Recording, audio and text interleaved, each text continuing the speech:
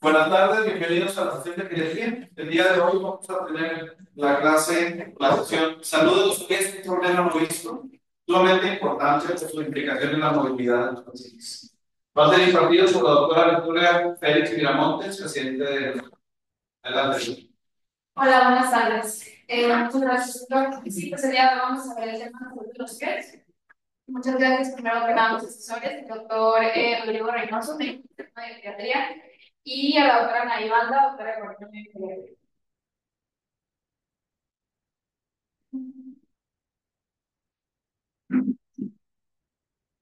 Ok.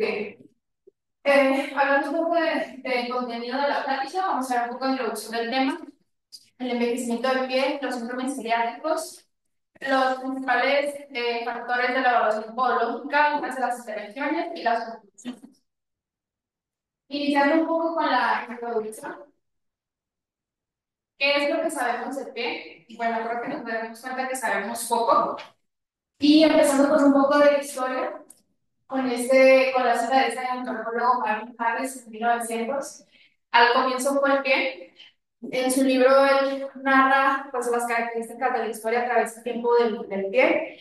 Y me gustó la frase que utiliza, caminando desde los orígenes de la humanidad bípeda hasta las regiones romanas en marcha. Y otro historiador en el siglo XIX, él cita que no resulta extraordinario que desde que el hombre dio sus primeros pasos, nadie se haya preguntado por qué camina, cómo lo hace, o si podría caminar mejor. Aquí en esta imagen vemos la huella de uno de nuestros antecesores, el Australopithecus afarensis, de aproximadamente hace 3 millones de años, y podemos ver que tiene características similares a la pisada humana. Entonces, enfocándonos un poquito en anatomía, nada más recordando que el pie es una estructura bastante compleja. Tiene aproximadamente 26 huesos, más de 100 ligamentos y más de 7.000 terminaciones nerviosas. Y se un poco con el envejecimiento del pie. Al envejecer va a haber mayor morbilidad de los pacientes asociado a problemas podológicos, ya que como veremos más adelante, estos aumentan el riesgo de caídas, aumentan la fragilidad, aumentan la dependencia y disminuyen la calidad de vida.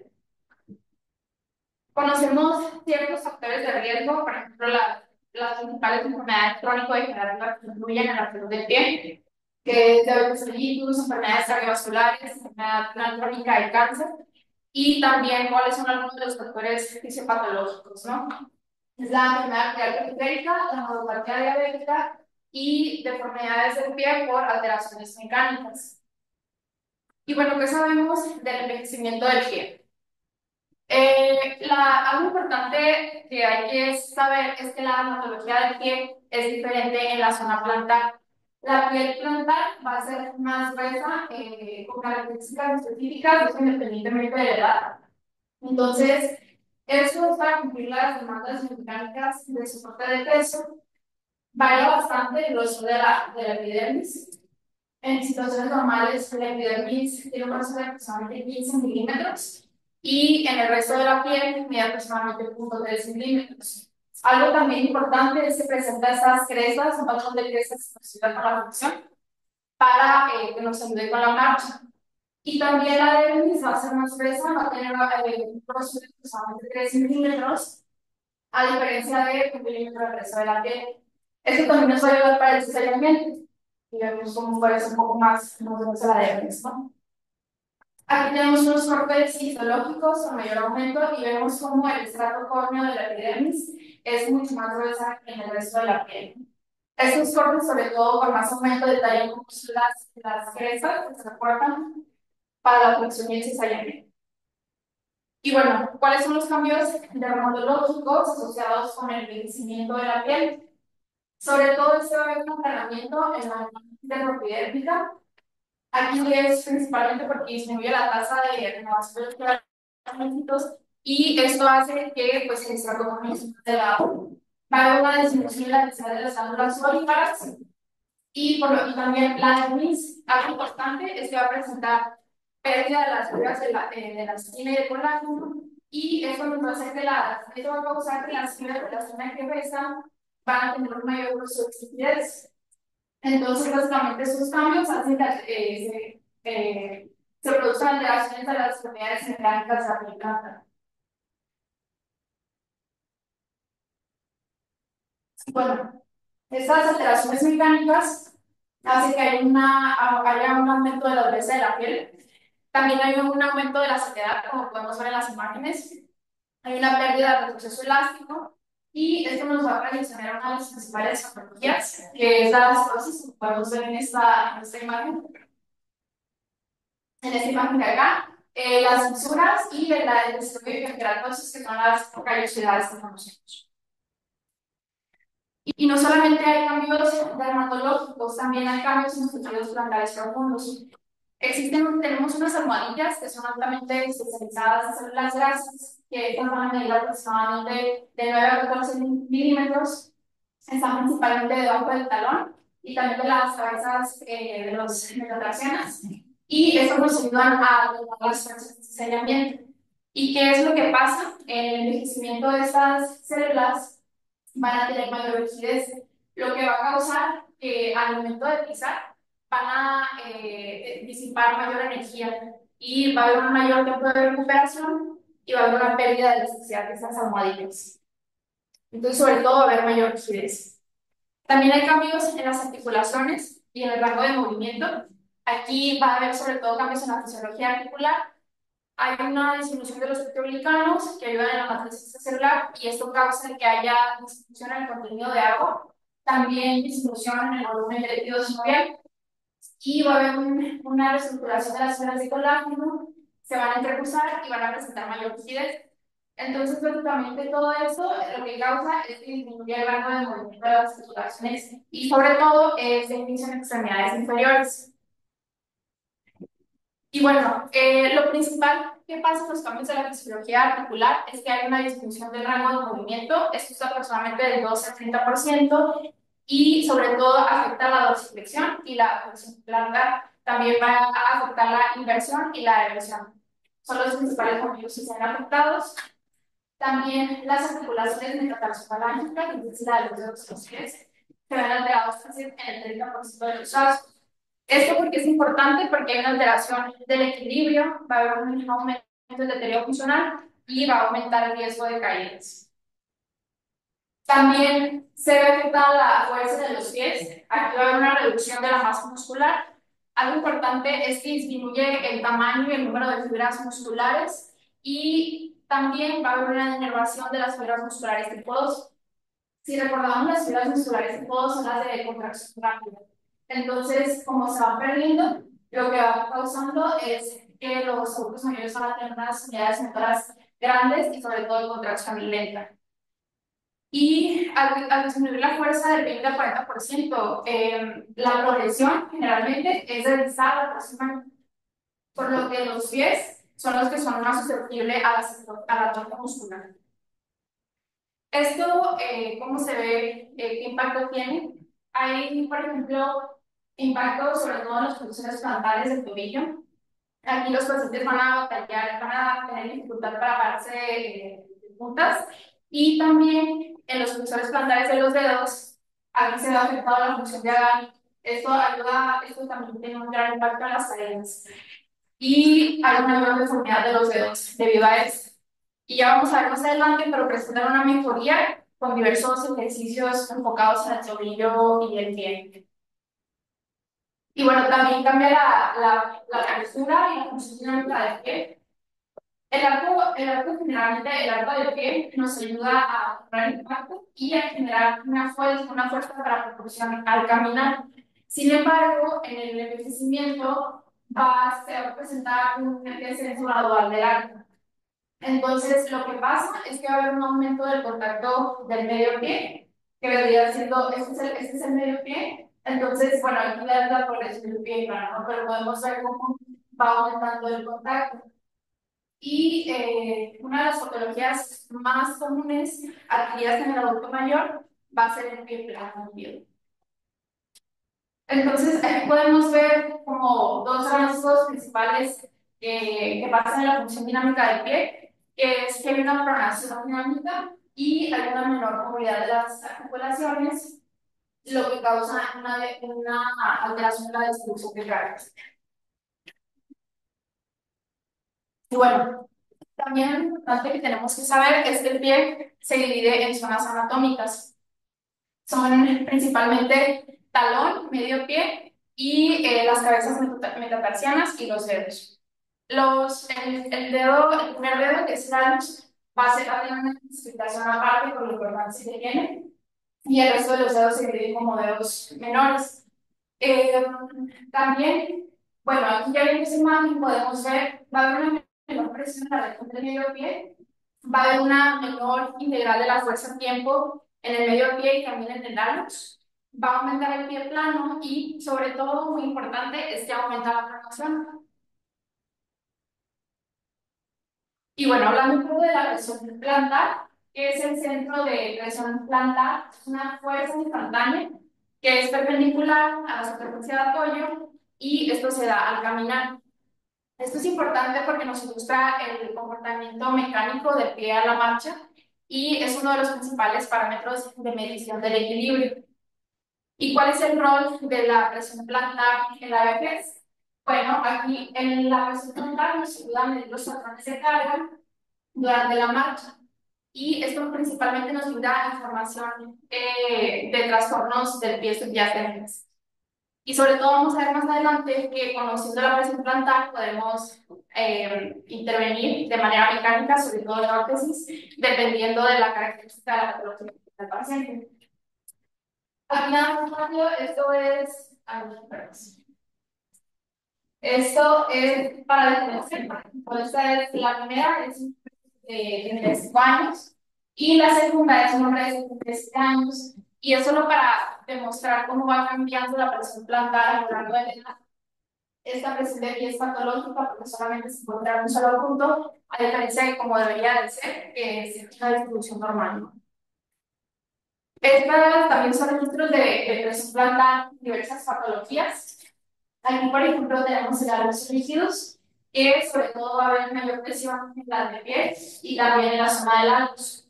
Este de aquí es un pie plano, sobre todo nos ayuda para ver que la presión del pie va a estar uniforme en todos los pacientes que tengan el pie plano, ¿no? Generalmente va a ser una presión alta.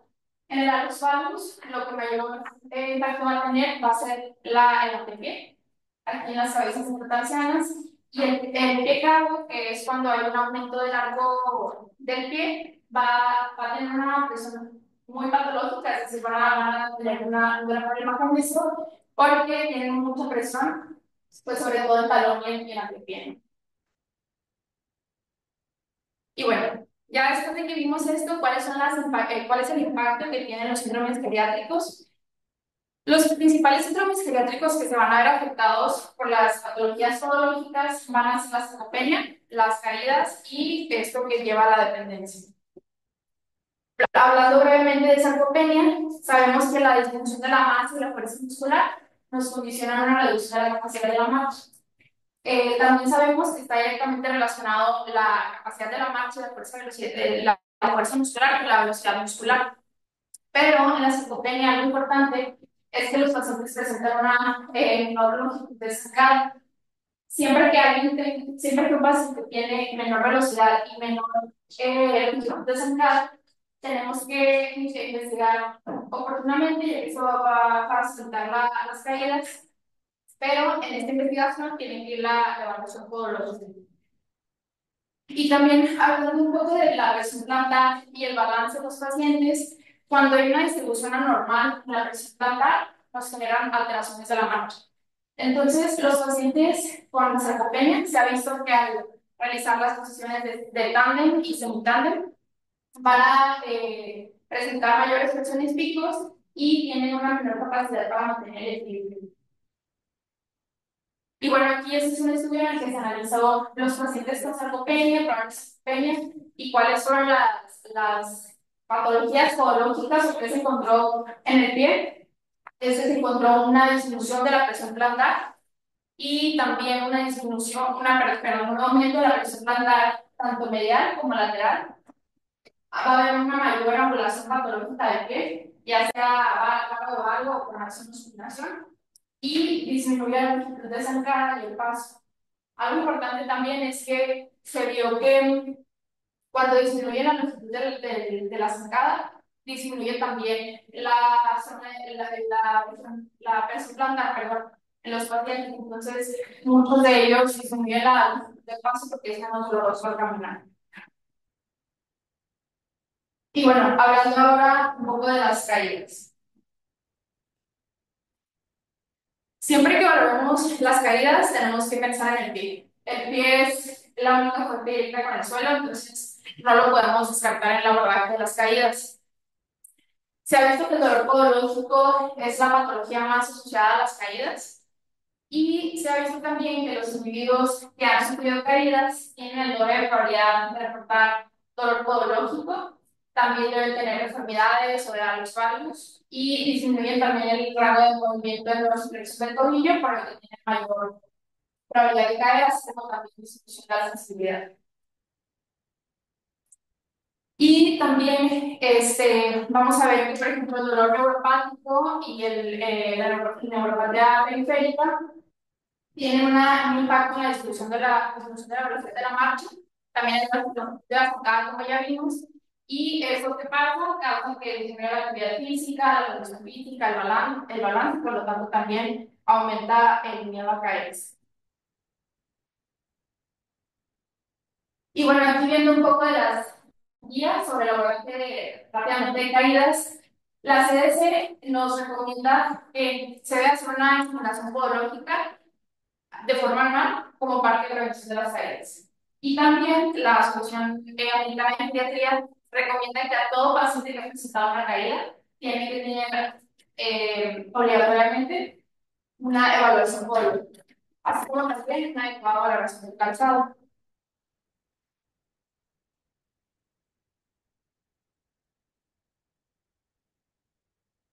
Bueno, ¿cuál es el impacto en la calidad de vida? Es muy común que los pacientes vengan por dolor podológico a la consulta médica y se ha visto que el 20% de los sujetos con dolor podológico que no salen de casa, esto se confundido a una patología de los pies. El 70% de los pacientes de la población que presentan una patología de los pies, solamente aproximadamente un 30%, del 27 al 30%, van a solicitar valoración podológica para el abordaje. Voy a hacer una pequeña pausa nada más y igual agradecer si gustan tomar algo de refrigerio antes Sí, desinflar. Bueno, sí, muchas gracias. Bueno, igual si quieren. Gracias. Y el 70% de la población pediátrica reporta TAP. Esto es importante que la mayoría de los pacientes no van a poder tener una adecuada higiene de los pies. Esto va a afectar también, si tienen alguna patología en los pies, la calidad de vida y también el deterioro funcional y el riesgo de caídas. Hay un cuestionario para ver cuál es el impacto del dolor podológico. Es el cuestionario para valorar el estatus de la salud podológica, por sus siglas en inglés que conocemos como FHSQ. Y esto fue diseñado por la necesidad de una herramienta confiable, sobre todo para ver la calidad de vida relacionada con la salud del pie. Está traducido en varios idiomas, sobre todo en el español, y ya está validado por la Sociedad Americana de Ortopedia, por el Instituto Nacional de Salud. Es una aplicación rápida, más o menos de 10 minutos, son 19 preguntas. Y en el 2025, a mediados, pero van a sacar esta plataforma que se llama iConnect. Básicamente es una plataforma virtual donde van a poder estar en contacto con los cuidadores, pero también van a tener guías de práctica clínica normalizadas para las principales patologías de los pies. Y bueno, ahora entrando un poco a la evaluación patológica de las principales patologías, primero importante que es una patología del pie, ¿no? La patología del pie en sí no existe una definición estandarizada como tal. Va a abarcar un espectro de afecciones, ya sean musculoesqueléticas, dermatológicas, neurológicas, y cada una tiene su propia definición y manejo. Aquí cito rápidamente a William Osler, conocido como el padre de la medicina moderna, ya que él detalla que siempre hay que realizar una inspección minuciosa, siempre observe los pies, y también dice que los pies son frecuentemente descuidados tanto por los personales, tanto por los pacientes, como por los profesionales de la salud. Entonces, para una evaluación podológica, esta generalmente puede ser omitida o considerada una carga clínica adicional. Y esto es un desafío porque se ha visto que es muy difícil que los doctores entreguen una exploración física completa, incluya los pies, la principal limitante va a ser el tiempo. Y también se recuerda que porque hay más pruebas diagnósticas, es más fácil solicitar un estudio que hacer una electroscopia, ¿no? También un estudio sobre el tiempo promedio del examen físico en general, o sea, todo el cuerpo, en los occidentes de Estados Unidos era de 5 minutos. Y el tiempo que le dedicaban algunos a la evaluación podológica, 32 minutos designaban si había podido, y el 40% designaba solamente si había pulsos superiores. Era lo único. En eso consistía el examen podológico. Y bueno, ¿qué tenemos que fijar nosotros en la examinación dermatológica? Principalmente enfocarnos en piel, lesiones y en las uñas.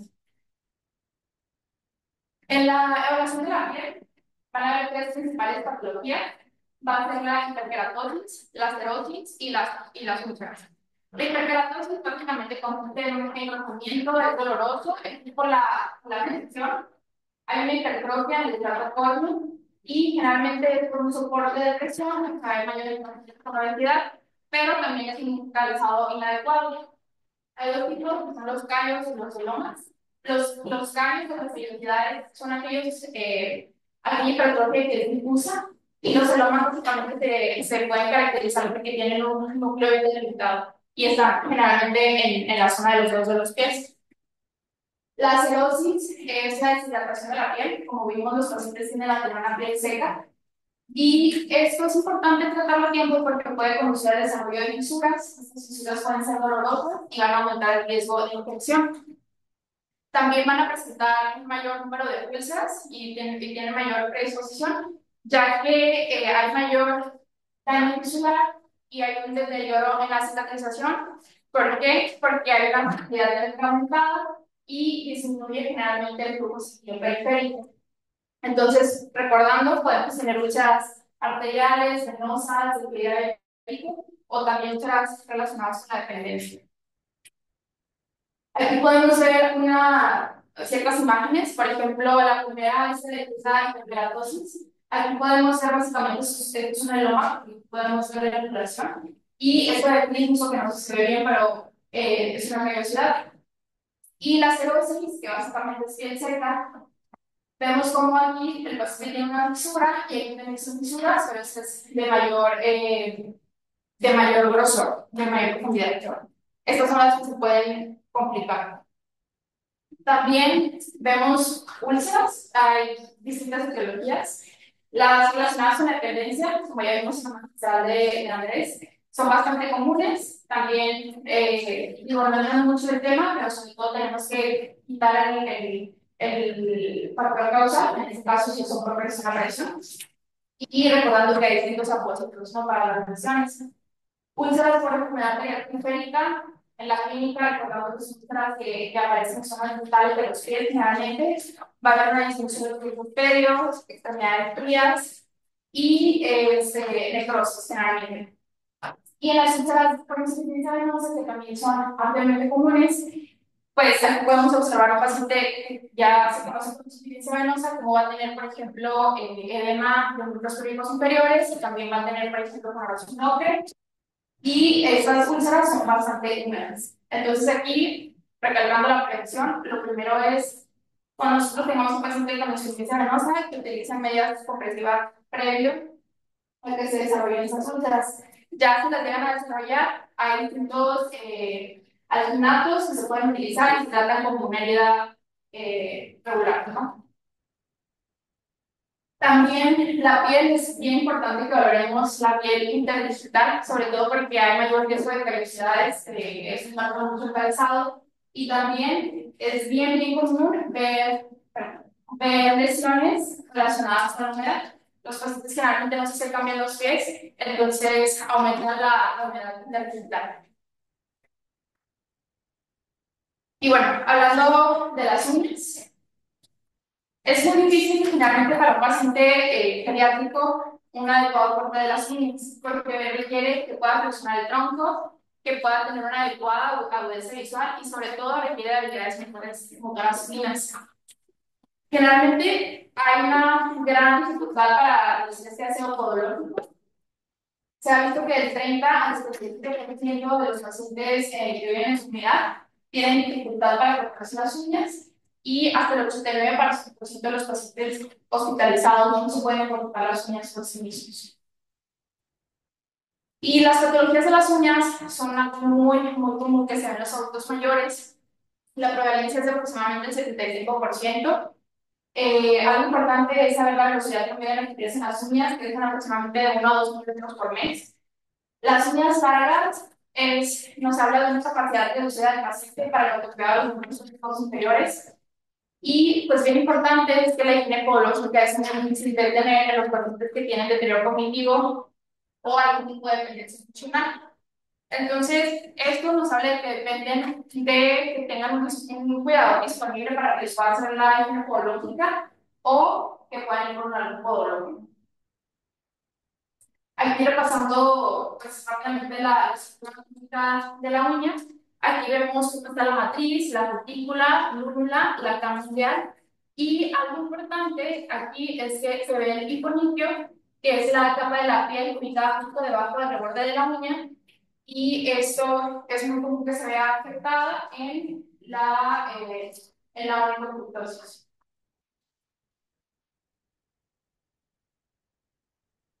Entonces, la examinación dermatológica de las uñas es bien importante que estén adecuadamente, que tengan un adecuado corte. Hay que ver bien los bordes, la coloración y el grosor. La coloración sobre todo porque si en los bordes están eritematosos, nos puede hablar de una uña encarnada. Y el adecuado corte es que tiene que ser recto y limpio. Y generalmente deben dejar un borde aproximadamente de 3 centímetros entre el corte que se realice y la piel. Perdón, sí, perdón. Bueno, entonces aquí podemos ver las tres principales patologías: la onicomicosis, que es la infección fúngica, podemos ver el color amarillento que va a tener también un poco de crecimiento en la uña. Onicocitosis, aquí vemos cómo los bordes están eritematosos, con aumento de volumen y dolor local. Es una uña encarnada. Y la onicaxis es la hipertrofia de la placa unguial. Generalmente esto es por un traumatismo o por un calzado inadecuado, generalmente que está friccionando el borde de la uña. Porque más adelante vamos a repasar rápidamente cómo tratar cada uno de ellos. Y bueno, ahora entrando en la evaluación anatómica, hay distintas formas del pie. ¿Y por qué es importante esto? Porque influye mucho en el calzado que usa el paciente y también en distintas patologías que pueden tener. El tipo de pie más común es el egipcio, aproximadamente un 69% de la población. Aquí, pues en el pie egipcio, el hallux va a ser el dedo más largo y van disminuyendo de longitud. Aquí las características de las patologías asociadas es hallux valgus, ya que un calzado estrecho condiciona un desplazamiento del hallux. Y también, pues, en este tipo de pies es importante que recomendemos a los pacientes no usar un calzado estrecho ni punteado. El siguiente es bueno, sí, seguiría el griego y el romano. El griego, como podemos ver, el segundo dedo va a ser más largo que el hallux, como vemos aquí. Y aquí el calzado puede influir en que se golpea en zapatos muy puntiagudos, el segundo dedo va a golpear con el calzado y esto generalmente nos causa dedo martillo o dedo en garra y también elomas, sobre todo en la parte de interdigital y onicocriptosis.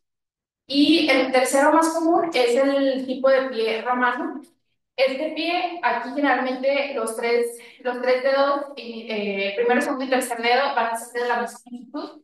Aquí, por ejemplo, sobre todo, es decirle a los pacientes que tienen que usar un calzado más ancho.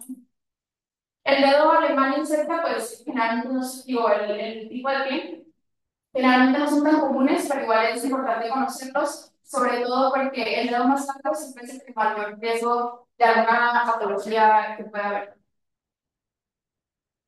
Y también cuando veamos los dedos del paciente, es importante ver si tiene alguna deformidad o no.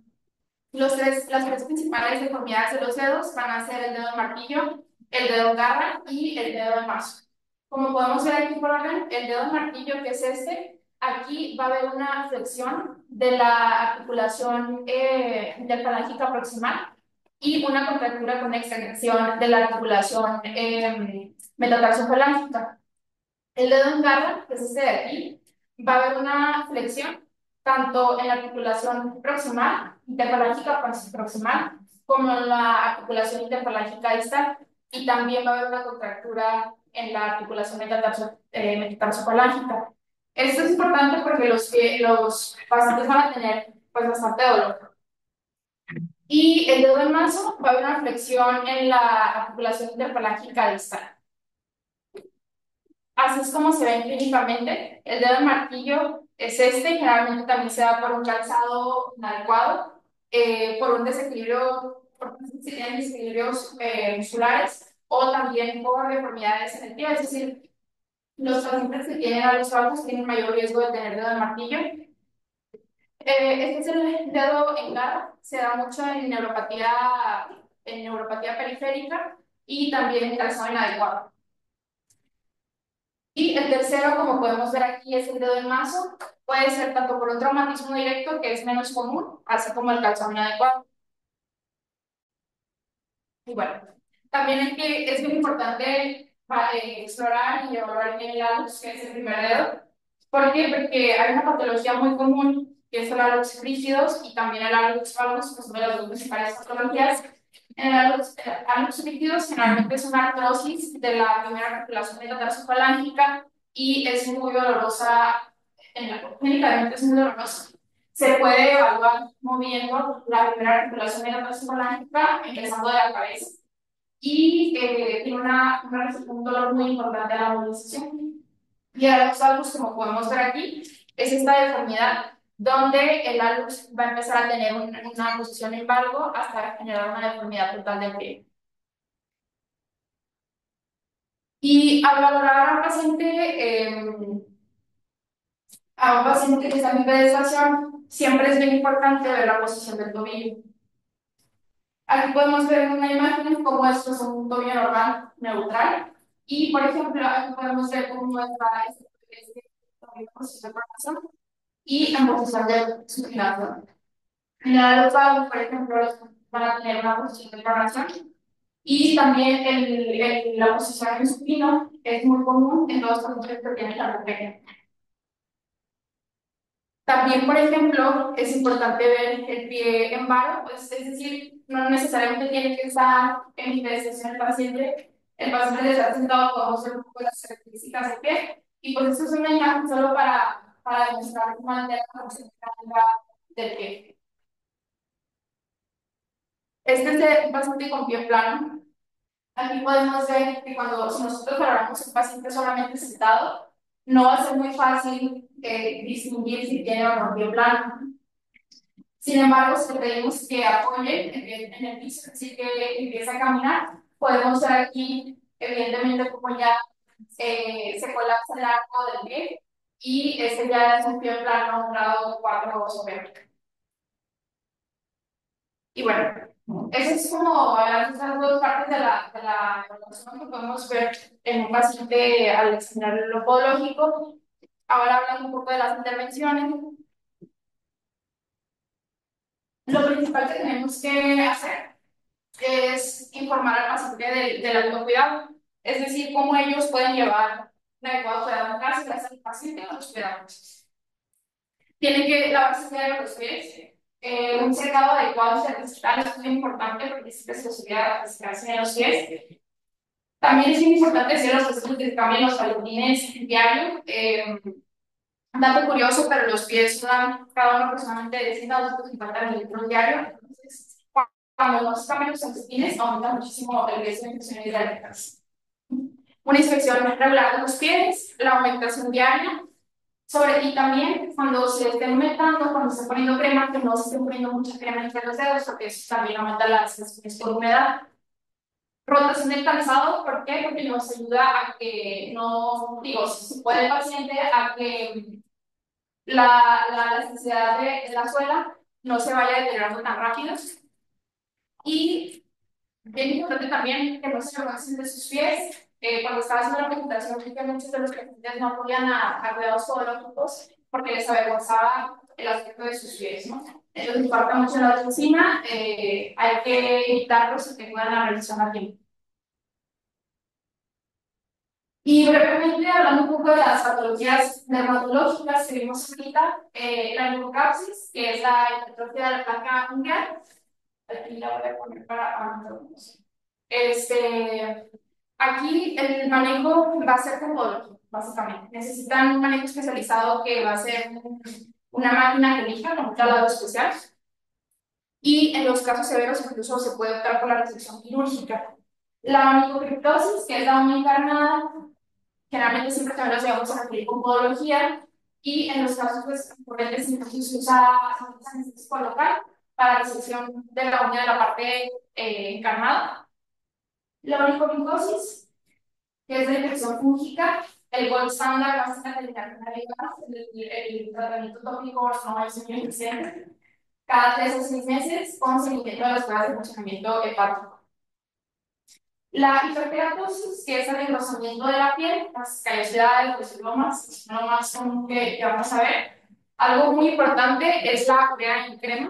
Este es un exfoliante queratinolítico, ayuda a regular la función de la recuperación de los queratinocitos y también tiene propiedades protolíticos y también antibacteriales.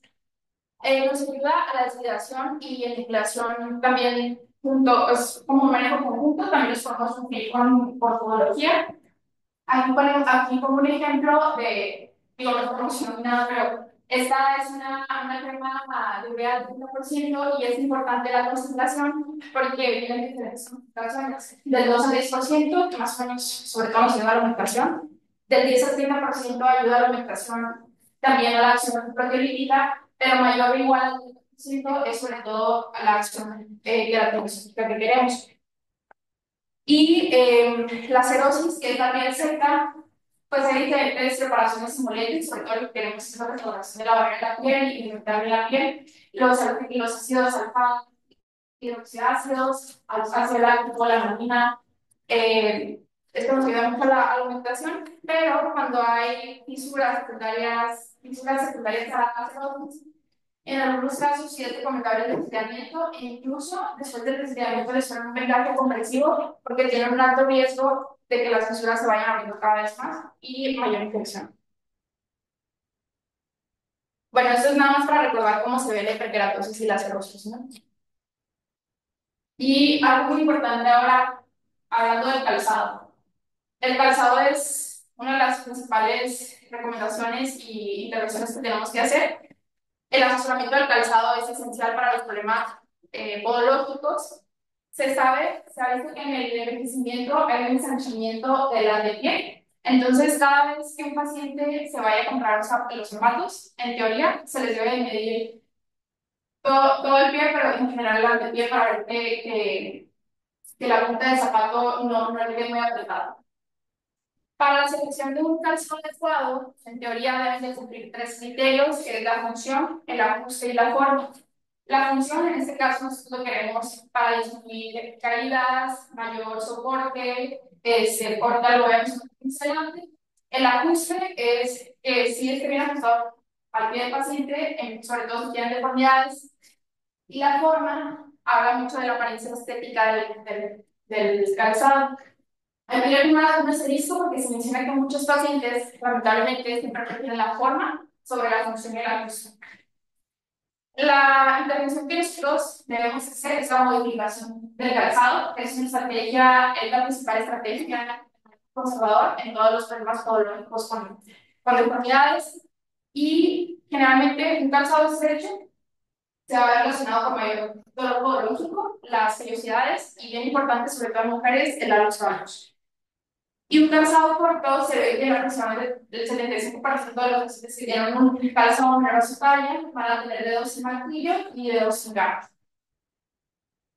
Entonces aquí nada más rápido para despertarlos un poquito. ¿Algún R2 que me pueda decir, por ejemplo, son cosas básicas, la altura la altura del tacón, que es muy por bajo o alto? Índice bajo. ¿A qué le llamamos bajo y a qué le llamamos? Ahorita lo voy a ver. Pero sí, en general, alrededor. ¿Entre más bajo o entre más alto? Sí, entonces entre más bajo mejor. La suela, recomiendo que sea blanda o dura.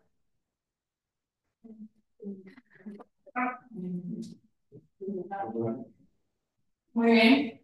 Suela dura. Y ya por último, el grosor de la suela, que sea delgada o gruesa. Delgada. Sí, eso nos lleva más a la propiocepción y a la sensación táctil del abdomen.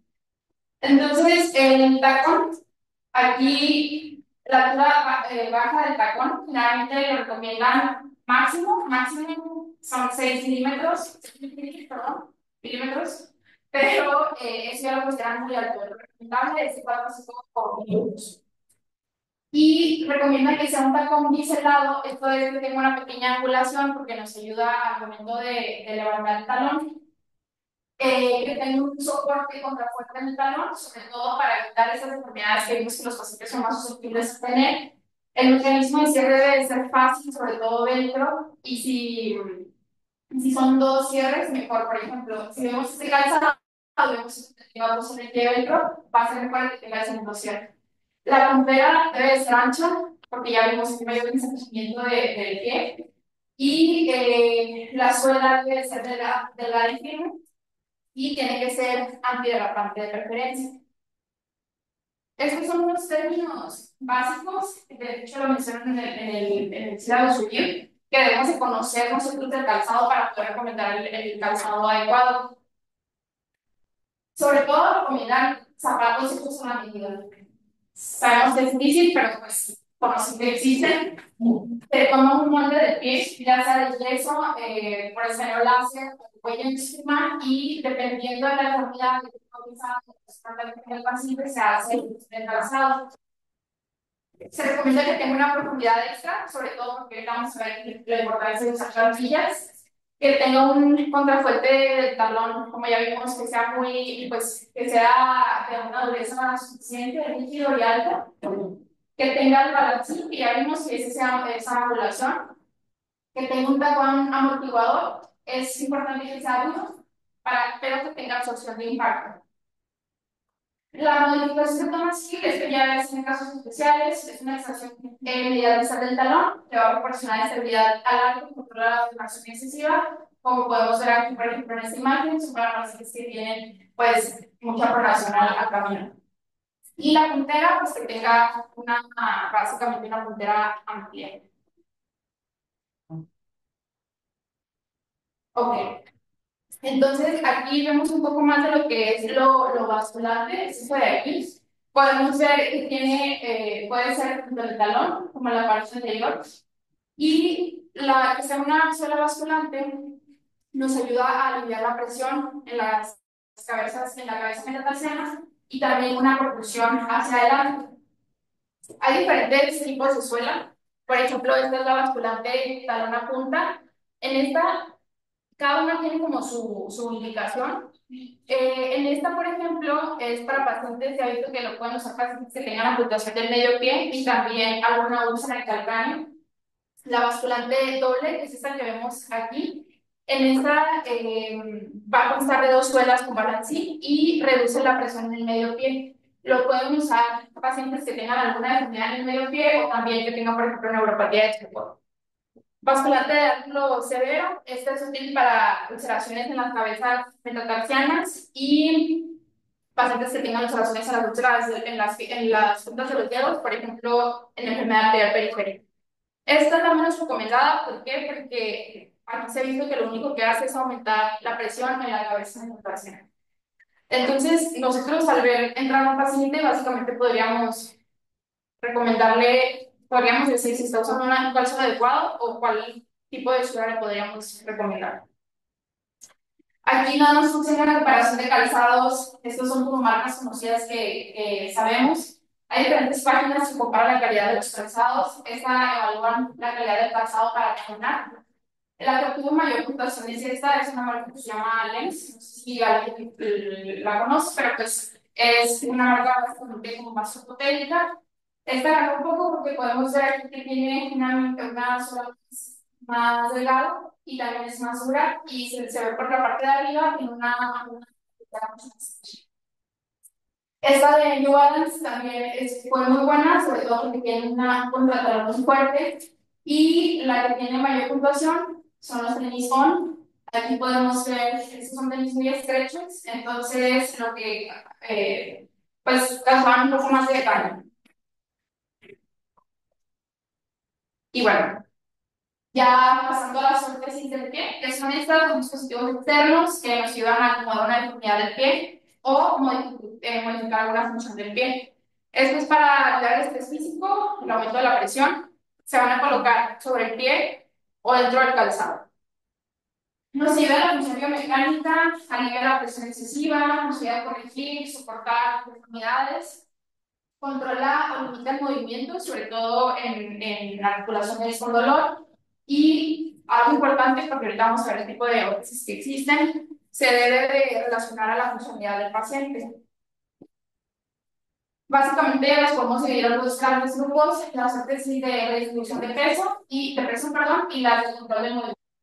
Las de redistribución van a ser aquellas que funcionan a distribuir la presión del pie, son de materiales compresibles, generalmente son lo que conocemos como plantillas, y las de control del movimiento generalmente nos ayudan a limitar el movimiento de ciertas articulaciones y están hechas de materiales más firmes.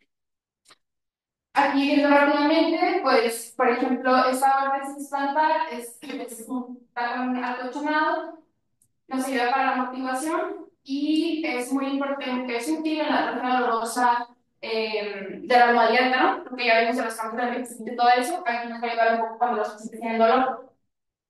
Las uñas, que son estas de acá, nos van a ayudar a modificar la alineación del pie, por ejemplo, un paciente que tiene programación o supinación.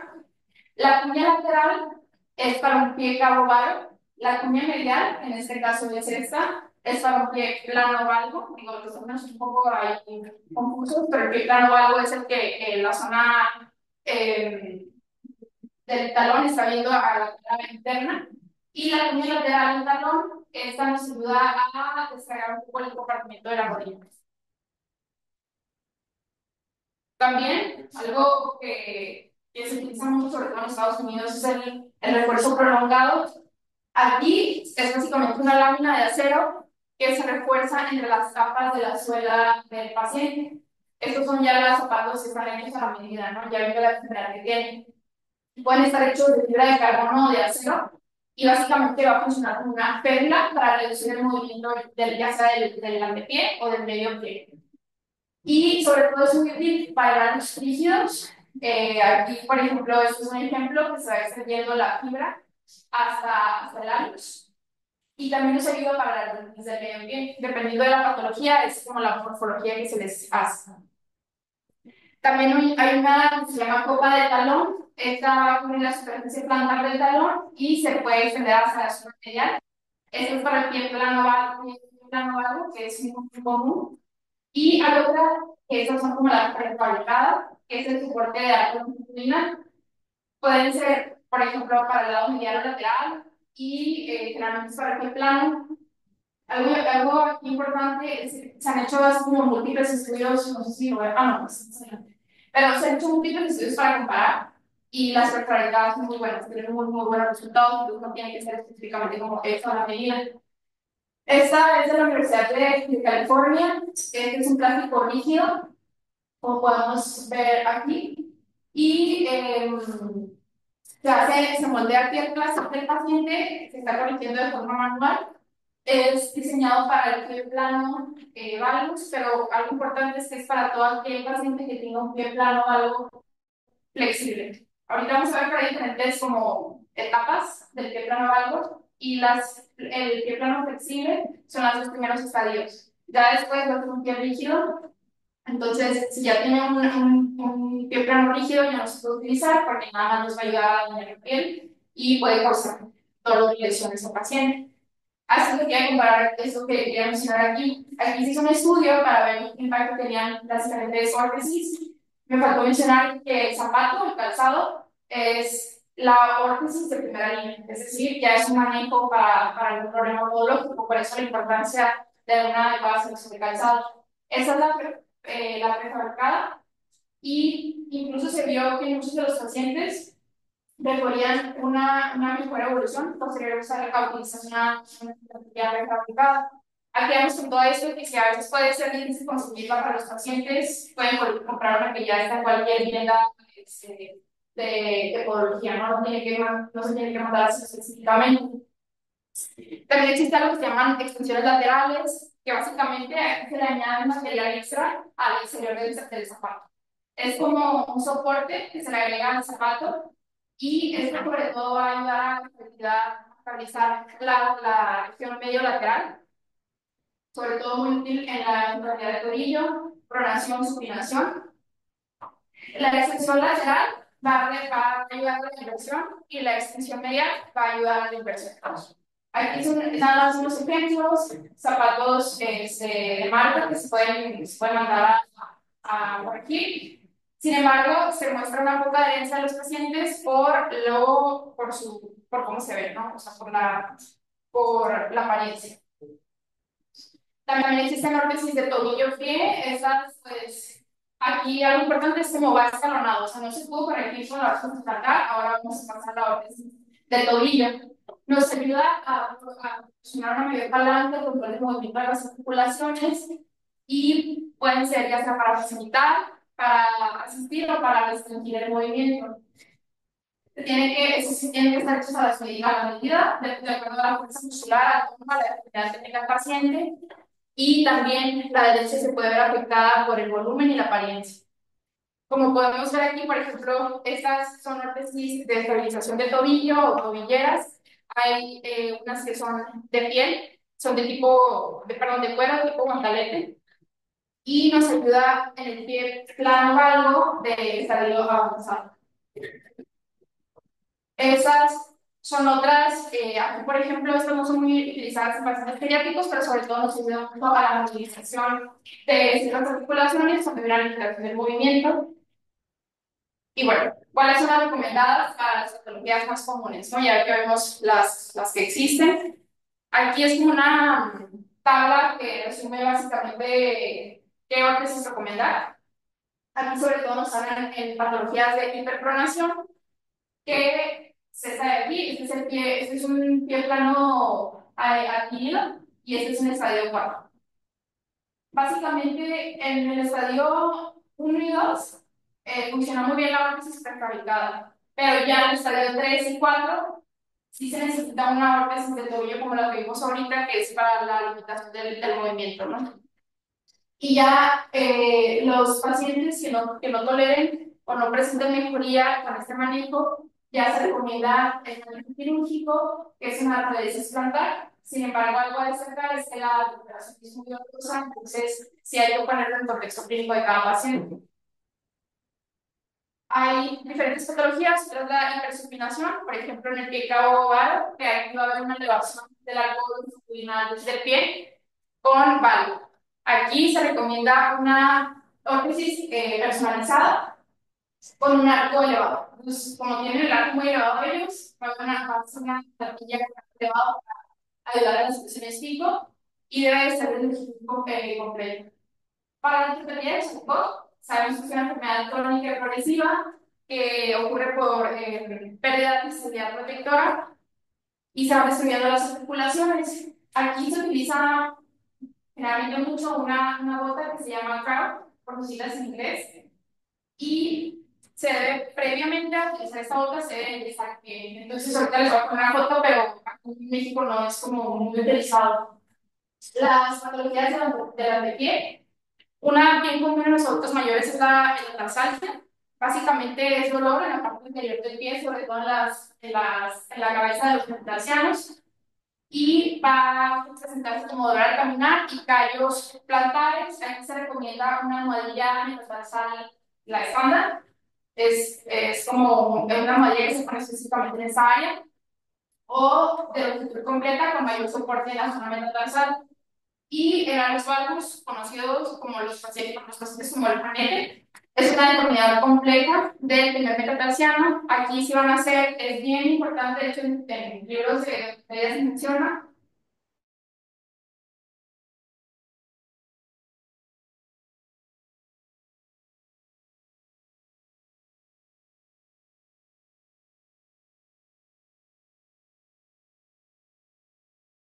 la medida, según la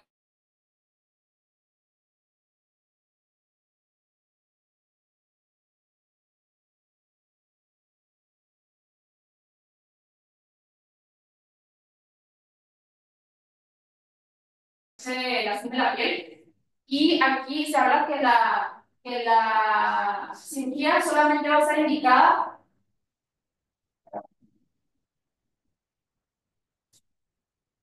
para aquellos pacientes que presenten sobre todo lesiones en la piel, es decir, que ya el hueso sea tan prominente que lesionó la piel y está expuesta.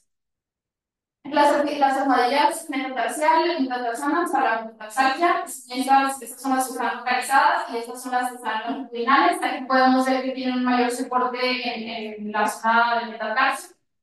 Y las órtesis separadoras de Alex, la verdad es que hay muchas. Aquí pongo dos ejemplos y en la literatura se menciona que básicamente podemos hablar que mejor del paciente, con que hay una separación de los dedos.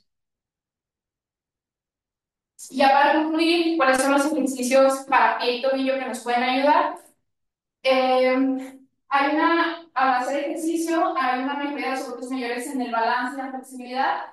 Esto es importante que cuando nosotros recomendemos los ejercicios deben de estar enfocados con un manejo médico y podológico y nos ayudan a disminuir el riesgo de caídas. Sobre todo vamos a ver que son ejercicios de resistencia y flexibilidad. Nos ayudan a una mejoría en la flexión plantar de tobillo, entonces va a haber una mayor flexibilidad al caminar. Y no existe, algo importante es que no existe todavía un consenso estandarizado, como ya determinado, para ciertos ejercicios para los adultos mayores. Los que vamos a ver aquí es para todo tipo de edades. Se recomienda en adultos mayores que el entrenamiento sea de 3 veces por semana. Esos son los ejercicios que recomienda la Academia Americana de Ortopedia. Es para cualquier patología relacionada con el pie y tobillo. Vemos, aquí se pueden recomendar estiramiento del tendón del talón, 2 sets de 10 repeticiones. Esto nos ayuda al tendón de Aquiles y al gastrocnemius. Después sigue el estiramiento del tendón del talón con un ligero doblez de las rodillas y nos ayuda a los músculos sóleos. Y rodar una pelota de golf por 2 minutos, eso ayuda mucho a los pacientes con fascitis plantar. Estiramiento de toalla también influye en los gastrocnemios y el músculo sóleo. Elevación de talones, 2 influye en el complejo gastrocnemios. Rango de movimiento del tobillo nos ayuda mucho a los flexores plantares, a los invertores y a los extensores. Evertores, perdón, y el levantamiento de toalla nos ayuda para los flexores plantares. También se recomienda la dorsiflexión, la flexión plantar con ligas de resistencia. Bueno, ¿cuáles son las conclusiones? Los cambios dermatológicos y articulares asociados con el envejecimiento del pie van a causar alteraciones de las propiedades mecánicas del pie. Es importante entender este envejecimiento. Existe un aumento de la rigidez y un aumento de la presión plantar. Van a haber patologías de los pies que van a aumentar el riesgo de caídas y dependencia funcional. Afectan la calidad de vida. Y la mayoría de los adultos mayores con problemas podológicos no van a buscar atención médica. Es importante, nosotros tenemos que intencionadamente abordarlo. Hay que educar a los pacientes y cuidadores sobre el autocuidado. Este va a ser el primer pilar para el manejo integral.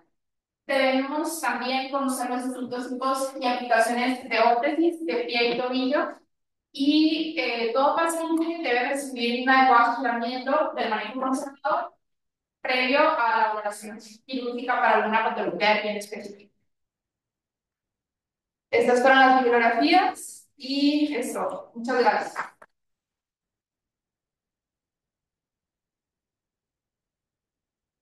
Bien, ¿algún comentario, alguna pregunta? Primero que nada, quiero felicitarte por la exposición que hiciste el día de hoy. Sé que no es un tema que me hemos muy seguido, que era algo que quería hacer, porque quería darnos algo nuevo. Me agrada el tipo de temas porque son algo que todos los días deberíamos ver, pero no todos los vemos. Realmente me incluyó en el problema antes de que tuviéramos estas pláticas de la clase, cuando yo decía, sí paso por alto muchas veces el poder dar un mayor abordaje a mis pacientes o tener un poco más de interés específicamente en los pies y agradezco. Gracias.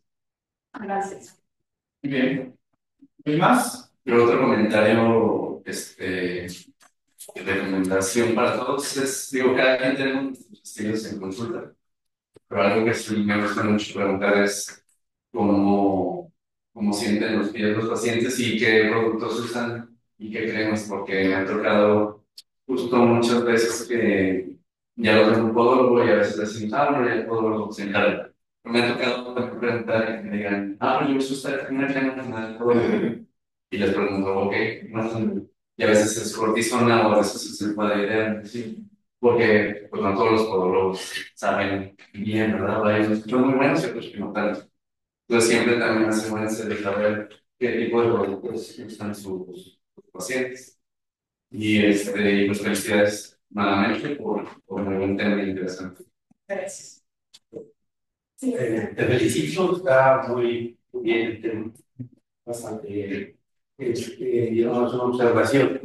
Muchas veces nuestros pacientes usan zapatos inadecuados, chanclas, ¿verdad? Y, eso les causa chanclas así que pues, están muy antiguas, pero con intimidad, etcétera, y eso es una causa de problemas. Entonces es muy importante que tenemos el calzado adecuado, ¿verdad? Para evitar las caídas. Gracias. Bien. ¿Alguien más?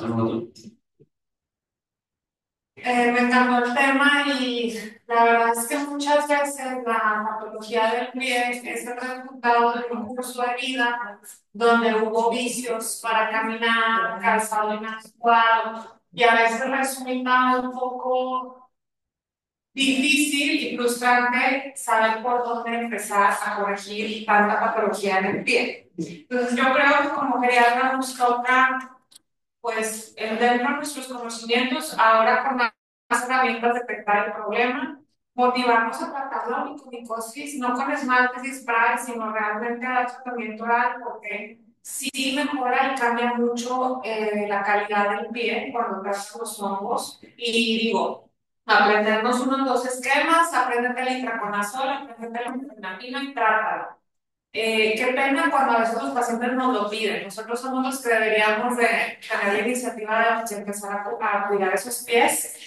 La otra es, por ejemplo, todo este tema de labios vagos, pie plano, todo esto, a veces es difícil, o sea, a dónde referir, porque muchos de los podólogos y podólogas hoy en día más bien se abordan como hay que hacer como limpieza raspados de las uñas y no saber exactamente, o sea, identificar si necesitan algún tipo de ortesis, pero sí apoyarnos, ya hay traumatólogos especialistas en pie, por ejemplo, y también pasarles, también muchas veces es tema de medir las extremidades, con acortamiento de extremidades secundarios a fracturas, a contracciones, con artrosis, a veces es algo bien fácil de detectar y se corrige nada más mandándole un calzado compensatorio.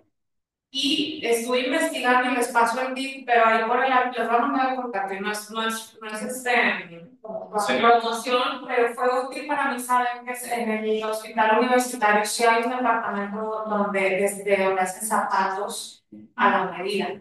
Sí, o sea, Sí, literal. Ahorita lo estamos en contacto y muchas veces son cosas tan sencillas, corriges el vicio al caminar y mejoran todos los dolores, el dolor de rodilla, de cadera, bueno, muy importante. Sí, justo como menciona, que antes se veía que antes se refería más a podología, pero ahora llamó la atención que todos, como el abordaje de ortopedia, siempre supieron primero el manejo conservador en primera línea, y de hecho hablan mucho de la funcionalidad del paciente. O sea, pacientes que tienen bastante diálogo funcional o que son muy dependientes, no se recomienda el manejo quirúrgico. Entonces sí los podemos referir con ortopedistas, pero que tengan ese manejo conservador sobre todo. Muy bien. Bueno, yo nada más como abordando un poquito lo que dice la mujer, y yo también lo aprendí, bueno, hay que cerrar la estación de rehabilitación y mucha gente llega con dolores de rodillas y la raíz del problema es los vicios de al caminar, ya sea de plano o hipertronadores o supinadores, y que justo, o sea, se resuelve con o corregirle la mecánica de la marcha, usar algunas, mandando a que le hagan unas plantillas o usar un calzado apropiado dependiendo de sus características del pie. Entonces, ¿Y ahí pues, pueden hacer ciertos ejercicios? sí, pues aquí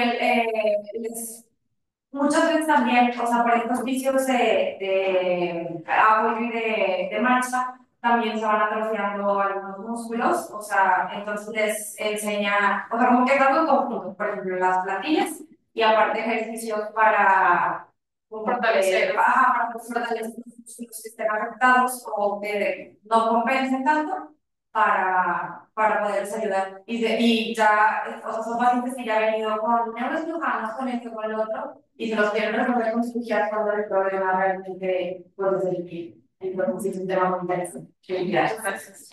Muy bien, pues muchas gracias, Miki. Felicidades. La verdad es que excelente tema. No se me vayan, ahorita voy a platicar con todos ustedes, incluso con los que están en línea.